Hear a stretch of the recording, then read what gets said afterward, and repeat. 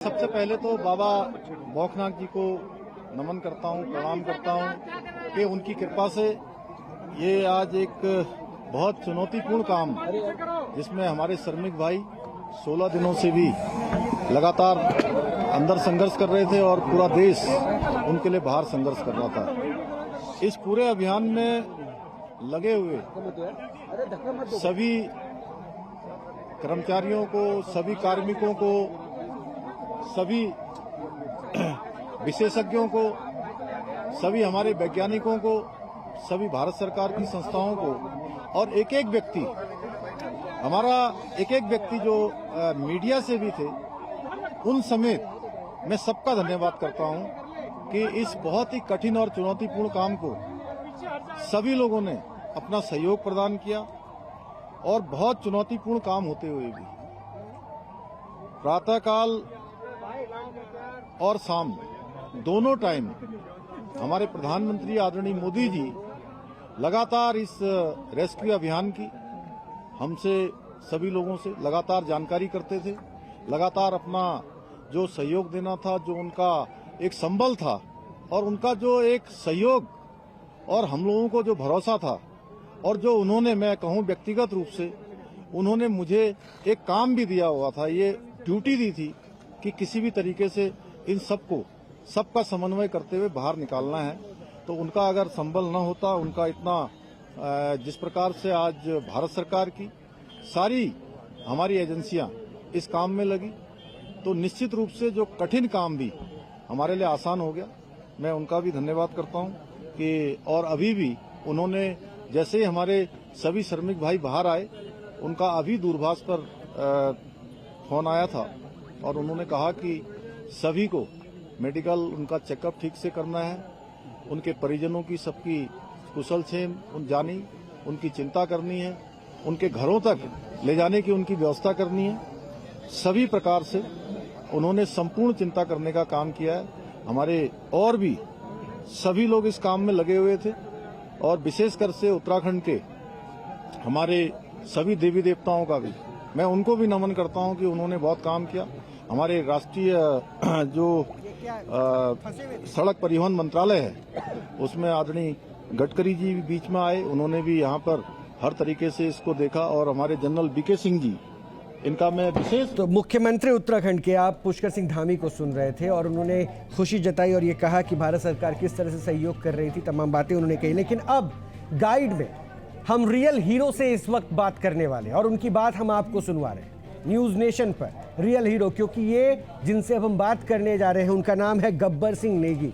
और गब्बर सिंह नेगी वो हैं जो 41 मजदूरों के बारे में हम आपको बता रहे हैं जो उस टनल में फंसे हुए थे, जिनका रेस्क्यू किया गया। 41 मजदूरों में से एक गब्बर सिंह नेगी भी 17 दिनों तक उस टनल में फंसे हुए थे और उन्होंने वहां पे अपने साथियों का हौसला बढ़ाया। इस वक्त हमारे साथ फोन लाइन पे जोड़ रहे हैं गब्बर सिंह नेगी, रेस्क्यू हुआ है अभी आप इनका और उसके बाद हमसे बात करें।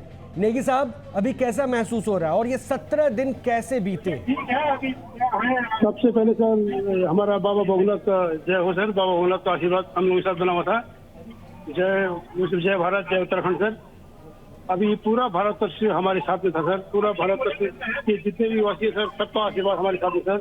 इसलिए हम लोग हिम्मत नहीं आ सकते थे सर, क्योंकि सर हम उत्तराखंड के हम लोग हिम्मत हारने वालों में से नहीं सर। और आप सभी लोगों का सहयोग था यहाँ पे, हमारे स्टेट गवर्नमेंट और स्टेट गवर्नमेंट का भी सहयोग था सर, केंद्र सरकार भी सहयोग था सर। सारे मंत्री आए, हमारे चीफ मिनिस्टर साहब पुष्कर सिंह धामी साहब भी बार बार हमारे बीच में आते रहे, हमारा हौसला बढ़ाते रहे, हमसे बातचीत करते रहे सर।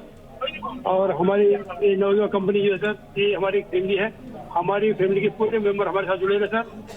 और साथ में सर हमारे सारे भाई लोग भी रहे सर यहाँ पे। और यहाँ पे लगातार हमारे भाई साहब बाहर से बने रहे, उन्होंने हमारा हौसला बढ़ाया।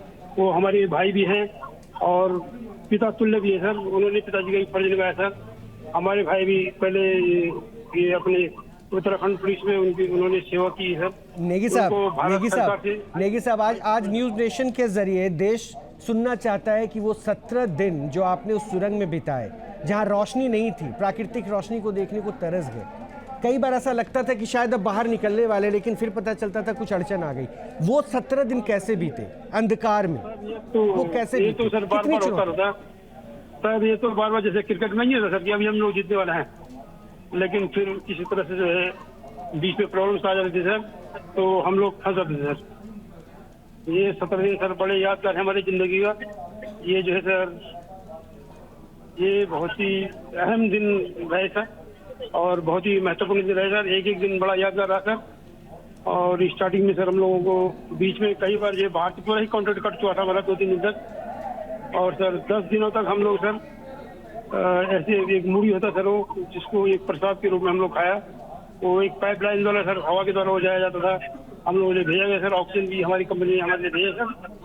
और उसके बाद सर फिर कंपनी ने हमारी व्यवस्था किया, एक 6 इंच का पाइप सर अंदर में डाला। अच्छा नेगी जी, कभी ऐसा लगता था कि कोई साथी, 41 साथी थे आप लोग, कभी ऐसा लगता था कि कोई साथी अपना हौसला हार रहा है?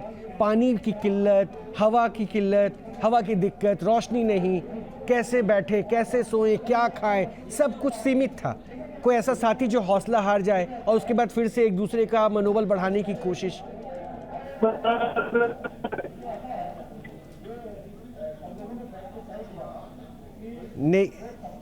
नेगी जी, मेरी आवाज मिल पा रही है आपको?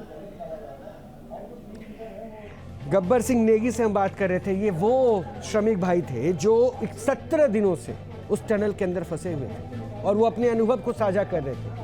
हौसला रखा, हिम्मत रखा, धैर्य के साथ, साहस के साथ अपना परिचय दिया और उनको भरोसा था, विश्वास था कि वो बाहर आएंगे। और आज वो 41 साथी बाहर हैं।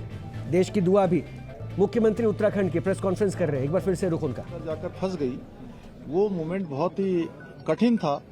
और चूंकि उस दिन मैं एक कार्यक्रम के बाद मैं जैसे ही भोजन करने को जाने वाला था 3-3:30 बजे, और मुझे जैसे सूचना मिली तो वो मुझे एकदम से बहुत बड़ा मुझे एक झटका जैसा लगा। लेकिन मेरा ईश्वर पर और बाबा बौखनाथ पर पूरा भरोसा था कि वो निश्चित रूप से सबका जीवन बचाएंगे, सबको सुरक्षित बाहर निकालेंगे और उनका आशीर्वाद पूछने दो। आगे की प्रक्रिया क्या होगी? देखिए अभी उनको अस्पताल भेजा जाएगा, 24 घंटे के ऑब्जर्वेशन में रखा जाएगा और उनको घर भेजा जाएगा। देखिए ऐसा है कि अभी वो सारे के सारे एक लंबी चूंकि हवा, पानी और एक अलग वातावरण से बाहर आए हैं, तो अभी जो डॉक्टरों की सलाह होगी उसके आधार पर ही हम लोग काम करेंगे। उसके आधार पर उसके बाद उनको घर भेजना होगा या जो भी करना होगा। पहले मेडिकल सुपरविजन में उनको रखा जाएगा, उनकी मॉनिटरिंग की जाएगी, उसके बाद आगे की कोई क्रिटिकल तो नहीं है सर? नहीं, कोई क्रिटिकल नहीं, सारे सामान।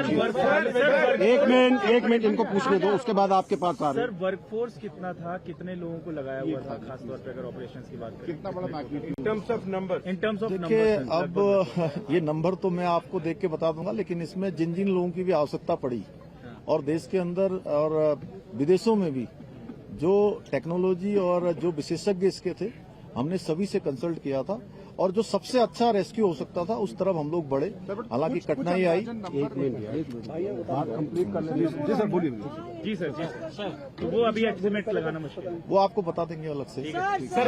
और जितने भी लोग लगे यहाँ पे कौन थे? आप थे, आपका हो गया। आप भी बाबा बागनाथ के मंदिर में गए, वीके सिंह भी बाबा बागनाथ के मंदिर में गए। गांव वालों का कहना है कि जब तक मंदिर नहीं बनेगा हम आगे काम नहीं होने देंगे। क्या सरकार वो पहले ही हम लोगों ने तय कर लिया है कि मंदिर वहाँ पर बनेगा। बाबा बौखनाथ की कृपा से गाँव वालों से पूछने से पहले ही वो डिसाइड हो गया। वो डिसाइड हो गया ऑलरेडी। सो मोटो हम लोगों ने लिया। एक मिनट बाबा, एक मिनट। इस पूरी कड़ी में रैट माइनर्स की भूमिका कितनी अहम थी? वो अंतिम पड़ाव में आए और पूरा ये आपने शायद मैंने जो सबसे पहले बीच में बोला था, आपने शायद उसको ध्यान नहीं दिया। वो उनकी बहुत बड़ी भूमिका थी। दिल्ली जल बोर्ड से भी आए थे, गोरखपुर से भी आए हुए थे। उन लोगों ने मैनुअली जाकर जो काम किया वो बहुत निर्णायक इस पूरे अभियान को निर्णय तक पहुंचाने का काम उन्होंने भी किया है। सर मजदूरों के लिए किसी राहत राशि का ऐलान किया गया, कोई समर्थन राशि उनके लिए? नहीं, सभी सर समर्थन राशि, राहत राशि। प्रधानमंत्री जी ने ट्वीट किया है, फर्स्ट डे से लास्ट दिन तक वो चुनावी व्यवस्था के बावजूद इस पर मॉनिटरिंग करते रहे। उनकी संवेदनाएं पूरे देश ने देखी है, क्या कहेंगे? मैंने आपको शुरुआत में ही कहा था कि माननीय प्रधानमंत्री जी का अगर इतना विशेष इस पर अभियान पर ध्यान नहीं होता, विशेष उनका जोर नहीं होता, तो इतना कठिन चुनौतीपूर्ण अभियान इस तरीके से पूर्ण करना आसान नहीं होता। और उन्होंने और अभी भी उनका कितना ध्यान है कि प्रातःकाल जब वो चुनाव अभियान में निकलते होंगे, प्रत्येक दिन जानकारी लेते थे और किस प्रकार से रेस्क्यू अभियान को चलाना है उस प्रकार से करते थे। एक तरह से मैं उत्तराखंड का मुख्य सेवक हूँ, मुझे उन्होंने एक काम दिया हुआ था कि किसी भी तरीके से इस काम को सफलता की ओर ले जाना है। इसको सफल करना है। कोई और है इधर? सर आपने कब ठाना कि मुझे यहाँ कैंप करना पड़ेगा और आपने लगातार कैंप किया? नहीं, मैं दीपावली के अगले दिन यहाँ आया था और उस दिन के बाद फिर मैं लगातार यहाँ आता रहा बीच में, और एक समय ऐसा आया कि अभियान हमारा बहुत तेजी से आगे बढ़ रहा था, फिर बीच में रुका। जब बीच में अभियान रुका तो उसके बाद मैंने तय किया कि जब तक ये अभियान पूरा नहीं होगा मैं सारा कामकाज यहीं पर रुककर करूंगा, कामकाज भी करूंगा और इस अभियान को भी पूरी तरह से देखूंगा। एक मिनट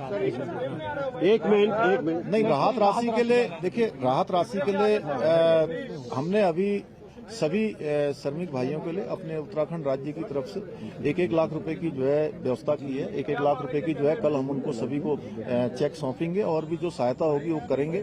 और NHI DCL जिसमें वो सभी लोग काम करते हैं उनसे भी हम अनुरोध करेंगे कि उस हमारे इन श्रमिक भाइयों को जो 41 हैं उनको जो है कुछ दिनों के लिए 15 दिन 20 दिन या 1 महीने के लिए सशर्त सवेतन उनको जो है उनके घर जाने के लिए और रहने की जो है अनुमति दे दें। धन्यवाद सर।